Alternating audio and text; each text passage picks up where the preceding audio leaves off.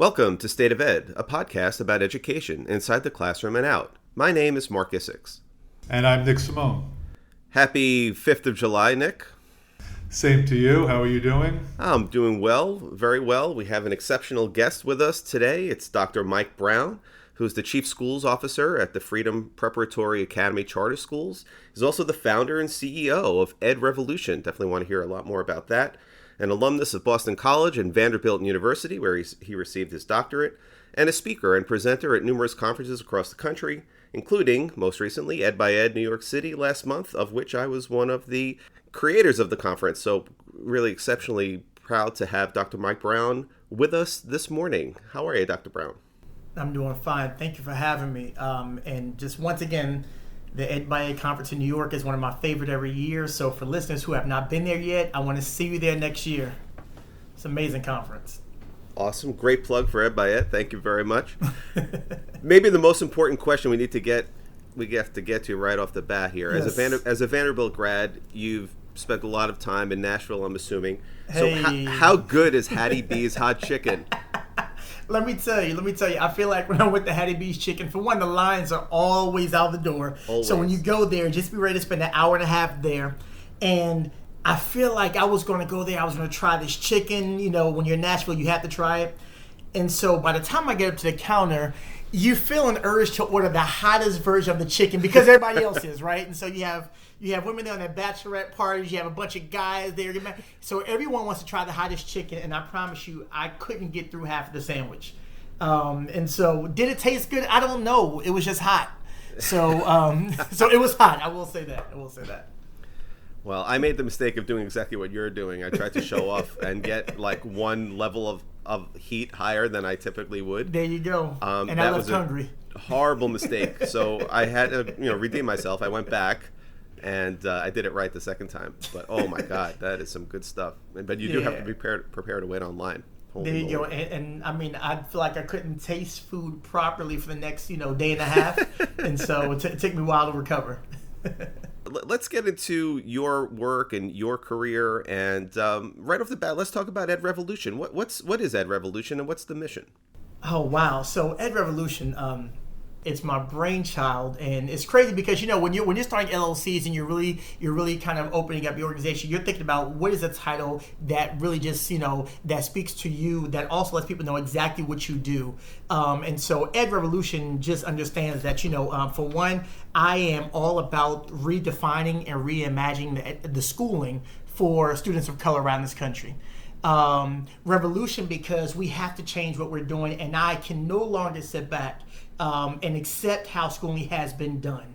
And I believe that no matter what your area of expertise is, if it's banking, if it's education, if it's athletics, whatever it is, make sure that you are using your skill and your talent and your gift to uplifting people. And so, if education is my area of focus, and then how can I use education to really redo and recreate the schooling experience in our communities? And so, EdRevolution, very simply, we reimagine schools. We help communities to reimagine the schooling experience for the children in that community. And we do that by two ways. Number one, we help communities launch schools.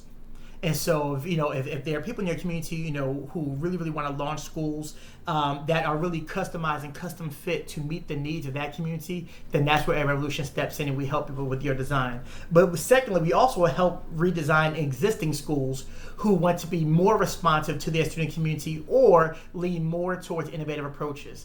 We understand that right now, especially low-income kids of color and low-income white students are locked into these high accountability test prep schools all across the country. And this idea of innovation right now is left for wealthy white students and, in either wealthy independent schools, private schools, or in wealthier districts, public school districts across the country. And I don't believe that innovation should be a thing just held for the wealthy or for those in power. I absolutely believe that everyone deserves a great educational experience and they should not have to leave their home community to get it. They shouldn't have to sacrifice who they are culturally. They shouldn't have to sacrifice their cultural practices and value systems and belief systems, nor should they have to sacrifice or leave their own neighborhood to go out and get that education. And so EdRevolution is about helping establish that right in people's local community. And last thing about that, we often see that whenever people are looking for answers to education, the first thing they do is they go outside the community. And they look to bring someone in as if someone on the outside understands this community. Now, here's the thing. Someone on the outside might understand good math practice and good ELA practice and good instruction. That's fine. You can get that anywhere in the country. No one area holds that, or no one group of people holds that idea. But school has to be more about the teaching of academic subjects and core subjects. It really is about meeting the needs of kids. You have to first understand who those kids are. And so we believe that instead of going outside the community, the answer for a community is usually right in that community. And the people who are most likely to have impact and to change and to move that community forward are the ones who have grown up and existed and understand very intimately not only the issues that are going through, but also they understand very intimately the blessings and the assets that are in that community. And they are the ones who are most likely to move forward and change that community and improve it for the better. Nick, Sold. He just summarized what we've been talking about for 50 episodes in 2.5 minutes. You realize that? God. Episode 51. We've wasted a lot of time. Could have just invited him on in episode 1. We would have been done. Oh, my God. Well, first of all, he said it far better than we've ever even come close to saying it. No question. And, that's so inspirational to listen to you. And yet it's somewhat discouraging that more people don't get that message. Absolutely. I mean, you explain it so clearly, you articulate it in a way that I feel like our leaders should just grasp that right away. And yet, you're right, we create systems that only help students who can meet the expectations we create, which is high stakes testing. So, Absolutely. Do you mind just going through briefly, like a little bit of your own personal journey to get to this point educationally? Just curious, how you got to this, the charter school that you're at now. Yes. So I'm no longer at Freedom Prep. That's where I was in Memphis. Very recently, I was helping Freedom Prep create a principal residency program for people who would launch high quality schools in different communities.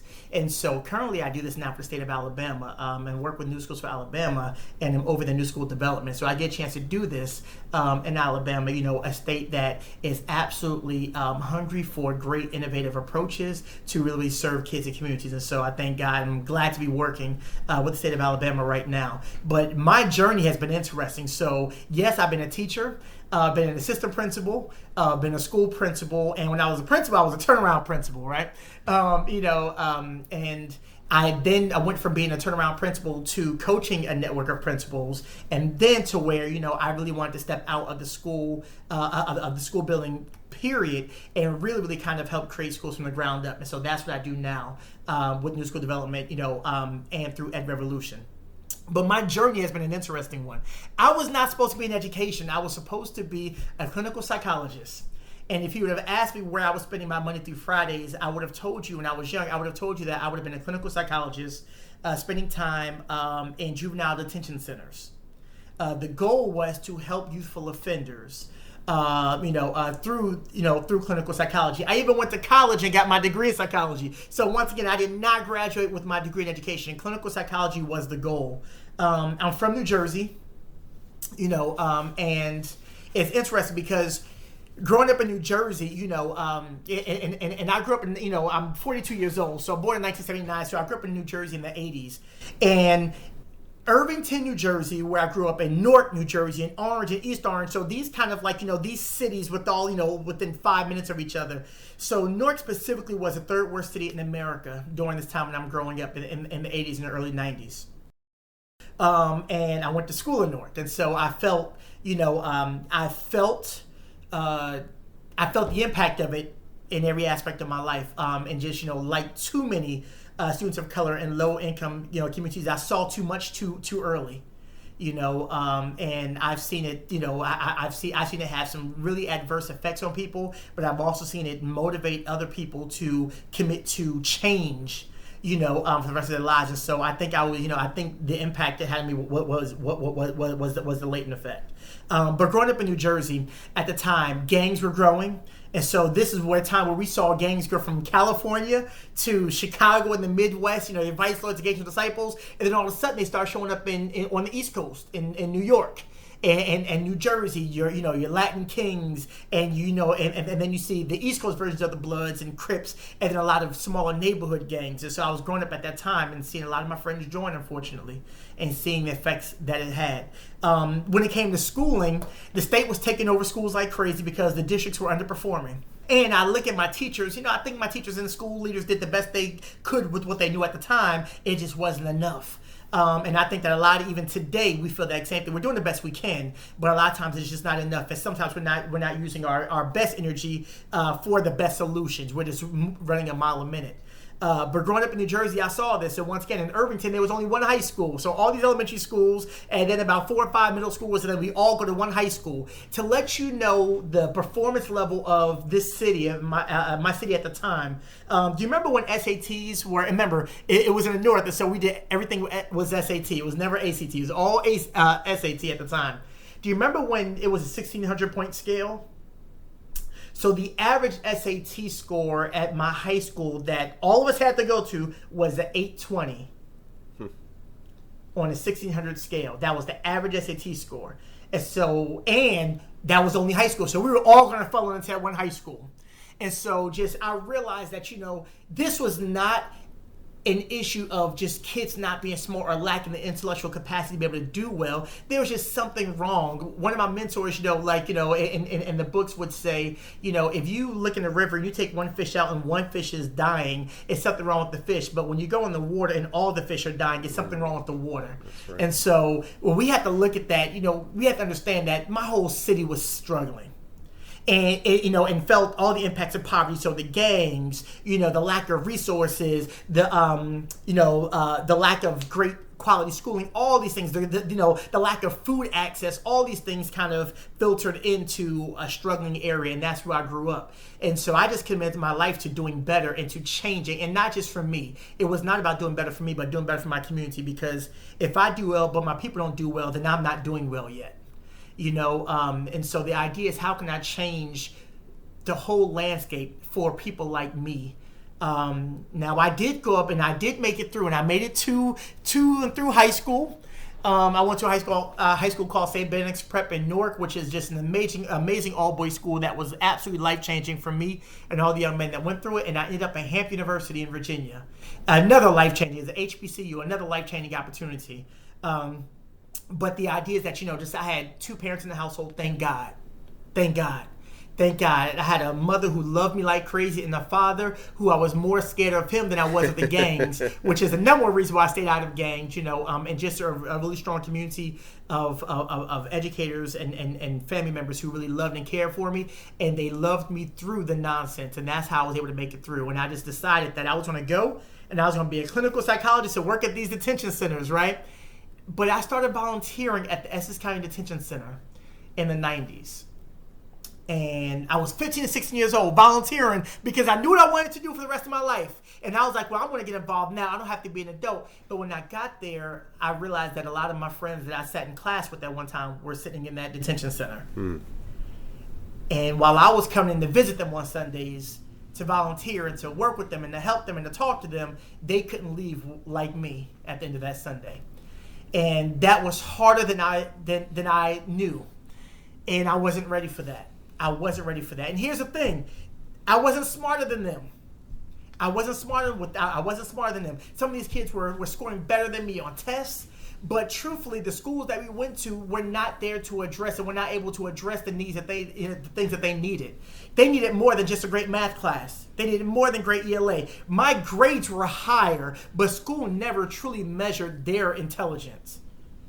They were street smart. They were surviving. A lot of their parents were not in the house when they were there. They were learning how to raise themselves at the age of 12 or 13 years old, doing whatever they had to do. They learned how to make money while going to school. I just had to focus on my homework. So my grades were higher, but they were absolutely showing higher levels of intelligence. But because of the lack of choices that they had, it landed them in juvenile detention while I was free. And so when I got to college, they were going to the big boy prison. And when I saw this at 17 to 18 years old, and it's interesting, you ever heard of a man named Joe Clark? Of course. Lean on Me, one of my favorite movies, Sam's, I love that movie. So when Joe Clark left, when he was no longer the principal of Patterson High School, which the movie was made about, he became the warden of the Essex County Detention Center. And so I started working there when he was the warden.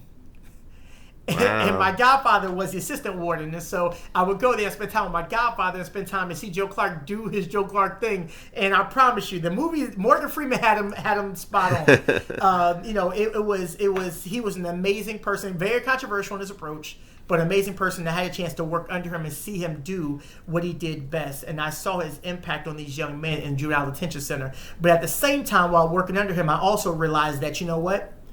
I want to work in a capacity where I can catch kids before they get here. And the only place I said, well, what place do all kids have to go? And school That's was right. it. And school was it. And so I immediately changed my path and was like, I'm no longer going to go into psychology mode, but I'm going to go in education. And so I was going to college. So I was already kind of starting this major in psychology, but then I added on education. And I decided that I was going to get my teacher certification. And I was, instead of going into juvenile detention centers, I was going to serve my time or give back to my community through education. And I became a teacher. And I know that was a very, very long story, but these decisions were being made over a 20-year period, not a 2-year period. It's amazing. So you had mentioned that the schools that your friends were attending, they weren't giving your friends what they needed. Yeah. Aside from, the English instruction or the math instruction. Right. If you could somehow transport yourself back there to that school in Irvington, what would those things be that you would put into those schools to try to help the friends that you had who found themselves in these detention centers? Well, it's amazing because every day as an educator, I put myself in that same position. I live my life trying to create the schools that me and my friends needed when we were younger. I recognize as a young African American male, growing up in the inner city, I made it almost kind of not because, but in spite of my surroundings. And I made it, in spite of my schooling, not because of my schooling, and that's a problem. And so when I look at the school that we had and I look at the school that we needed, because I was coming from, once again, two healthy parents, coming, from the house, I lived in a low-income community, but very, very middle-class values, and and both my parents are college educated, and so I knew that I had to do education. I knew that I had to do it. I didn't understand why, but that was a natural path that my household had me on, and I realized there that it is not about making great decisions. People usually go along the path that they're already set on. So if you're set on a great path, it takes actual willingness to go against the grain of what your family have set up. But we expect kids who are in struggling situations to go against the grain of their communities and families all the time. Very true. And so when we see families and communities that have struggled, we then look at the kid and say, why are you not doing well? No, they're doing what humans naturally do. That is go along the path that was set up for us. And so we always need to understand that when we're asking someone to do better than what's been done before, then we're asking them to go against the grain. And it doesn't mean they can't do it. It means just treat them with respect and give them the supports and understand what we're asking them to do. We're asking them to do something that's pretty amazing and then celebrate them every step of the way as they're doing it. So the school that I need to create for my friends, the school that my friends would have thrived in was, for one, my friends did not need to learn about grit. That's number one. They didn't need to learn about grit. Why? Because they were the greatest people I've ever met in my life. We were living in rough situations, but yet showing up to school every single day. Didn't have lights on the house, but we're showing up to school every single day. Did not have food all the time coming out of the house, but we were showing up every day, giving it our best. So we didn't need to teach us about grit. We were coming through situations that most of our teachers never in their lives have to deal with. And so for my teachers then to tell us about grit, who should be teaching and who should be learning in this moment? So that's one thing. We can take it off the table, but that's what they gave us. Also, there were shootings and violence that were happening in our communities every day. And when you live in a very, very small, high compacted community where population density is a real thing, and we're all living on top of each other, there is no single murder, robbery, burglary, there's no crime that happens in our community that all of us are not impacted by. Either somebody in my house is the victim, or somebody in my house is the perpetrator. Or I know the perpetrator, or I know the victim, or we saw what happened, or we were walking past when we saw the families out there crying. So we're all being impacted by this, and it doesn't go anywhere, it goes somewhere. But when we got to school that next morning, the teachers never took a moment and said, we understand that on Temple Place there was a murder yesterday. We don't know who was impacted, but we know that some of y'all know the victim, or we know. So let's just take a moment and let's just sit and let's just process. Taking the first 30 minutes of the day for just wellness checks. Just bring us in a room, bring us in a small community, of friends, of mentors, of teachers, and just sit and say, before we get started any work, how is everybody? How was everything when you got home? Is your family well? Just doing these kind of wellness checks would have been important. Instead, as soon as we got to school, they sent us into science class.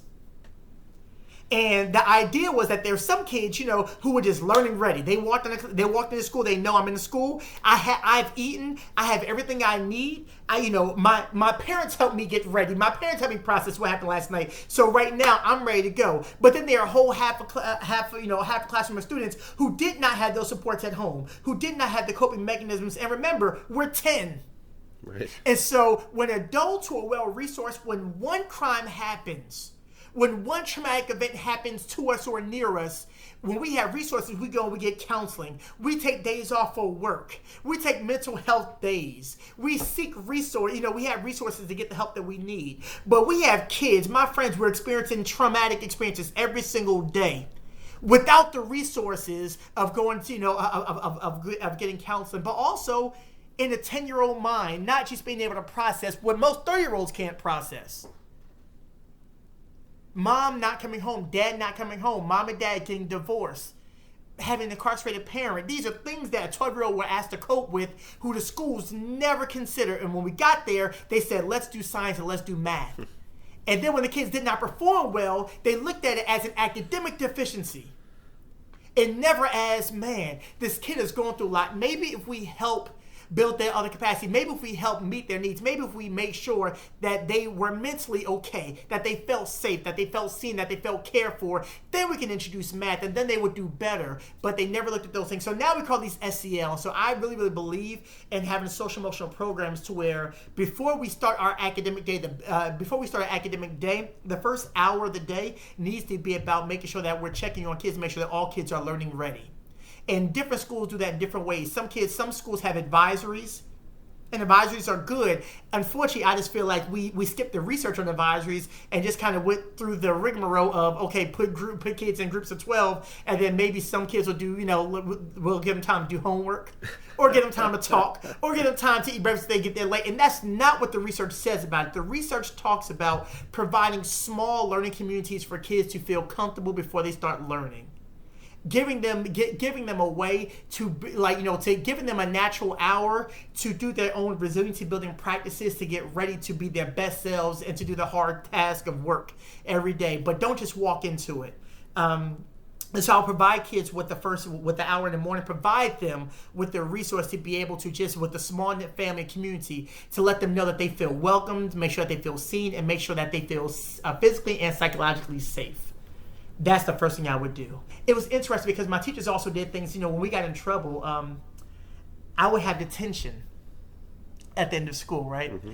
And it's just a small thing. And once again, like educators, we do the best we can with what we know. But when we don't know, we don't do well. When my teachers gave me detention, what they did not realize was that my friends, if I got detention first thing in the morning, all my friends by the end of the day would all get detention as well. Not because we were all bad kids, but because we were not going to let each other walk home by ourselves. And so the idea was when your friends walking home with you is also a matter of safety. Then if one of y'all gets detention, all of y'all are going to do something to get detention because the teachers were not going to walk home with us after school. And I remember last thing, I believe in building student connectedness and student belonging to the school. And so building student connectedness, that's connectedness to the school, connectedness to the staff, but also connectedness to each other. And that's what help kids, that's what really helps kids be able to make it through. It says if you want to go fast, go, if you want to go fast, go alone. But if you want to go far, then go with the group. And we all understand this, but we don't apply it to kids when they come to our school. And for the first time, they've been working in groups all their young lives, but the first time we get a kid in school, we put them in rows and expect them to be the best individual. And for me, with my friends, when I was doing well in school and they weren't, I started failing with them because I would rather fail and stay together rather than excel by myself. And one of the worst things one of my teachers ever did was she pulled me aside and she said, Mike, why do you hang around them? You're not like them. And what she was doing was she doesn't realize that she was trying to separate me from my lifeblood. They are my protection. They are the ones who take care of me. They're the ones who pick me up in the morning and make sure I get to school safe. They're the ones who have literally shed blood on the street for me when I need it. They're the ones who I go to, not that teacher. So don't ever make me feel separate from my friends. If you want us to do better, then help us do better as a group. Don't ever isolate a student and say you're not like them. Because they were my cultural group. They are my friend group. And so I needed them. And I would rather fail with them rather than succeed without them. Wow. Wow. You're reaching the top level of the best educator I've ever encountered. So and that's very high competition, just so you know. Wow. Well, I could listen to you all day, and I think I'm not the audience that needs to listen to you because I don't have the power to change the system. As I'm listening to you, my greatest concern right now is I think schools all over the country are primarily focused on the learning gap as a result of COVID. What good is identifying a learning gap if kids have been on the street for 18 months, unsupervised, through no fault of their own? Absolutely. The country failed them. Absolutely. 15, 16, 17-year-olds, they did nothing to cause this pandemic. They did nothing to prevent it. And now they're going to go back to school. And unless they have a principal like you, they are going to continue to fail because they're going to spend the first month of school identifying what they haven't learned. I don't care what they haven't learned. I care about what's going inside of them first. And what these schools are going to do is they're going to throw social and emotional well-being as like one of their bullet points. Yes. Yep. But you're only hurting their social and emotional well-being. Right. By giving them pre-tests and post-tests and all this stuff. And, you said it so much better than I could. 2 years ago, I think it was, there was a kid in Oakland who was the first black valedictorian of his class. And in his speech, he talked about his brother who was in jail. And yet his brother, he said, was equally, if not more intelligent than he was. And I bring that up because I think teachers want to place blame on why kids can't do a certain level of work You're obviously gifted, and you said you had a good family situation, but you still were surrounded by difficult challenges. Absolutely. We're all thrilled for your success, and you're sharing with everybody else. But somebody in your same situation may not have done it, and I don't care why they didn't do it. Our job as a teacher is to help them. Right. Our job as a teacher is to do whatever we can to help each kid. That's right. And I get inspired listening to people like you. More people need to hear that message. That's really what it comes down to. Well, I really appreciate that, and I absolutely worry. My heart goes out to students going back to school right now. It does, and my heart absolutely goes out to them because they're going through something that just once again, like, none of us caused this, and none of us knows how to do this. And for one, here's as educators, here's what I want us to stop doing. I want us to stop acting like we got it all figured out. Like, and I get mad at myself when I also talk like that, and the idea is we are going through a rough situation, and the best answers are always in the middle. The best answers are always somewhere on the spectrum in the middle. It's never one extreme or the other. And so I think as educators, we need to give ourselves grace and to understand that this is something that none of us knew how to do, and that we're all doing the best that we can. And here's what I know.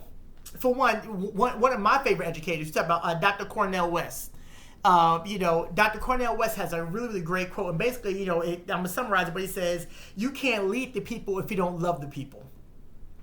And I feel like with that quote alone, we should be teaching, like that should be what teachers and principals are learning. That should be the first thing in educational administration and the first lesson when you're going through a teacher program. It's like, you can't lead the people if you don't love the people. And I feel like when you love people, you treat them differently. I feel like right now in schools, the way as educators we've been trained, we're almost trained as if, and once again, we're good people. I feel like we're doing this out of the kindness of our heart, right? But we're trained almost to walk in and feel like we have this thing called education that we need to give kids.